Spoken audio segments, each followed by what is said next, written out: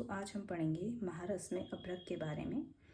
महारस 8 प्रकार के होते हैं, जैसे अभ्र, वैक्रांत, माक्षिक, विमल, अद्रिज, सस्य, चपलो, रसकस, चयेति, धात, वष्टो, संग्रही, रसान। ठीक है, अब अभ्रक के 16 भेद बताए हैं।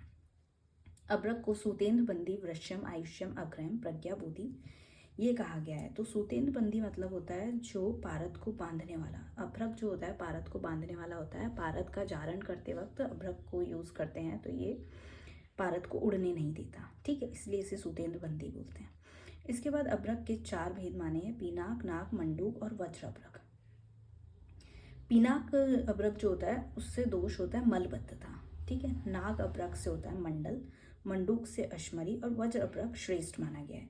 तो अपन याद कर सकते हैं कि नाग जो होता है वो सर्पों में मंडली सर्प होता है तो उससे मंडल दोष नाग का होगा, ये याद हो सकता है। वज्र अभ्रक को श्रेष्ठ माना है। ठीक है, इसके बाद पीनाक अग्नि परीक्षा अपन देखेंगे अभ्रक में। तो पीनाक अभ्रक जो होता है वो विमुच्यति दलोच्यम। ठीक है, नाग अभ्रक ध्वनि करता है अग्नि परीक्षा में, तो अपन याद कर सकते हैं नाग फुंकार मारता है तो उससे ध्वनि याद होता है। मंडूक जो है वो उत्प्लुत्य उत्प्लुत्य यानी कि मंडूक कूद कूद के चलता है तो अपन उससे याद कर सकते हैं उत्प्लुत्य उत्प्लुत्य।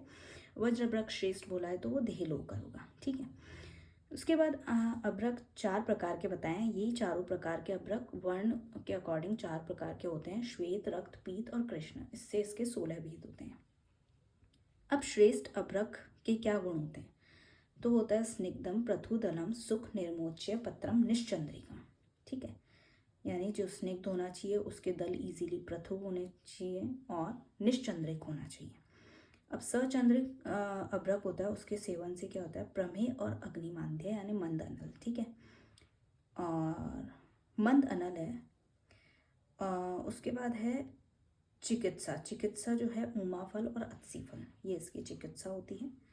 तो ये हमने पढ़ा अभ्रक के बारे में। Thank you.